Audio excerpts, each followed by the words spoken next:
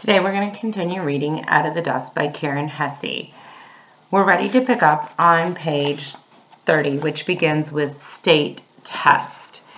And from our reading the previous 2 days, you know a little bit about Billie Joe, her setting. You also know about her mom and her dad and their perspective on living in the Dust Bowl. So let's begin today.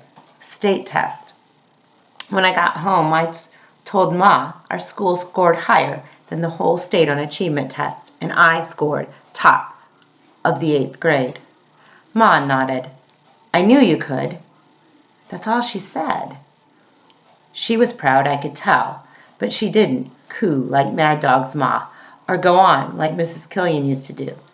Daddy says, that's not your Ma's way, but I wish it was. I wish she'd give me a little more to hold on to. Then I knew you could. Instead, she makes me feel like she's just taking me in like I was so much flannel dry on the line. March 1934. Fields of flashing light. This is the section that I'm going to ask you to write a summary on. I heard the wind rise, stumbled from my bed, down the stairs, out the front door, into the yard. The night sky kept flashing. Lightning danced on its spindly legs. I sensed it before. I knew it was coming. I heard it, smelled it, tasted it. Dust. My Ma and Daddy slept. The dust came, tearing up fields where the winter wheat, set for harvest in June, stood helpless. I watched the plants, surviving after so much drought and so much wind. I watched them fry or flatten or blow away like bits of cast-off rags. It wasn't until the dust turned toward the house like a fired locomotive and I fled, barefoot and breathless, back inside. It wasn't until the dust hissed against the windows, until it ratcheted the roof, that Daddy woke. He ran into the storm, his overalls half hooked over his union suit. Daddy, I called, you can't stop dust. Ma told me to cover the beds, push the scatter rugs against the doors, dampen the rags around the windows, wiping dust out of everything. She made coffee and biscuits, waiting for Daddy to come in. Sometime after 4, rubbing low on her back, Ma sank down into a chair at the kitchen table and covered her face. Daddy didn't come back for hours. Not until the temperature dropped so low it brought snow. Ma and I sighed, grateful, staring out at the dirty flakes. But our relief didn't last. The wind scattered the snow right off the fields, leaving behind a sea of dust. Waves and waves and waves of dust rippling across our yard. Daddy came in. He sat across from Ma, blew his nose. Mud streamed out. He coughed and spit out mud. If he had cried, his tears would have been mud too. But he didn't cry, and neither did Ma.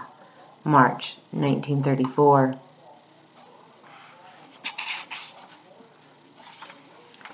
Think about the somebody wanted, but, so, then, to write a summary on that section. Spring 1934. Tested by dust.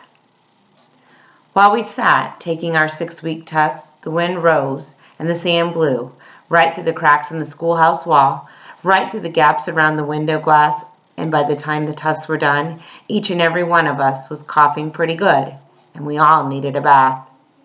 I hope we get bonus points for testing during a dust storm. Banks. Ma says everything we lost 'cause they didn't have enough cash to go around. All the money that's ours is coming back to us in full. Good.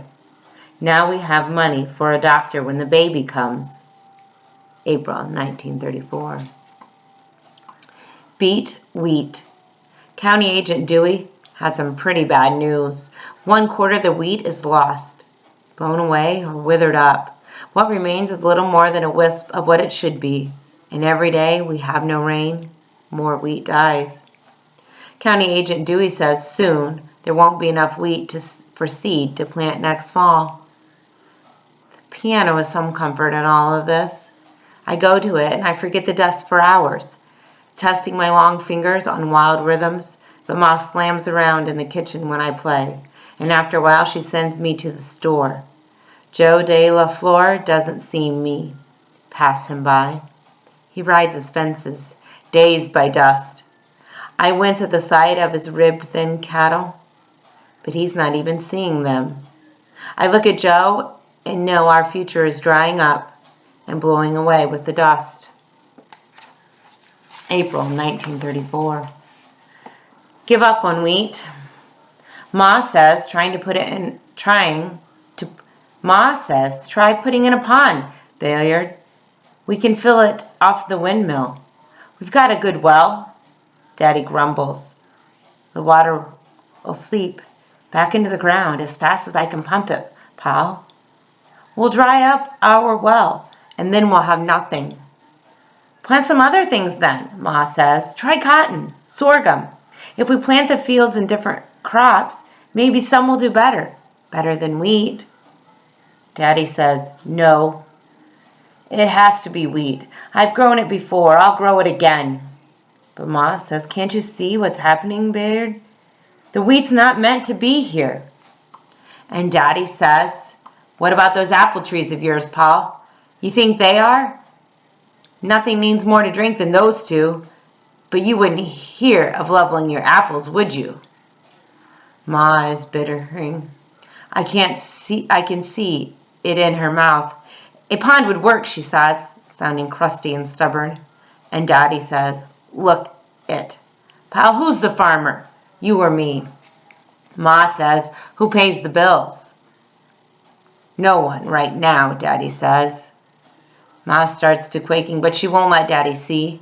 Instead, she goes out to the chickens, and her anger, simmering over like a pot in an empty kitchen, boils itself down, doing chores. April 1934. What I don't know.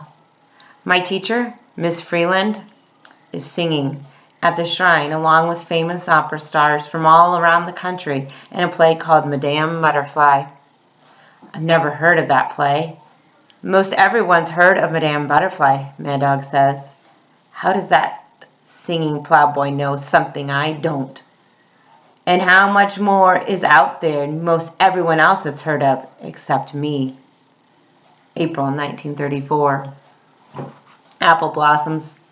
Ma has been nursing these two trees for as long as I can remember, in spite of the dust, in spite of the drought, because Ma's stubborn care. These trees are thick with blossoms, delicate and pinky white. My eyes can't see enough of the sight of them. I stand under the trees and let the petals fall into my hair. A blizzard of sweet-smelling flowers dropped from the boughs of two placed there in the front yard by Ma before I was born, that she and they might bring forth fruit into our home together. May 1934.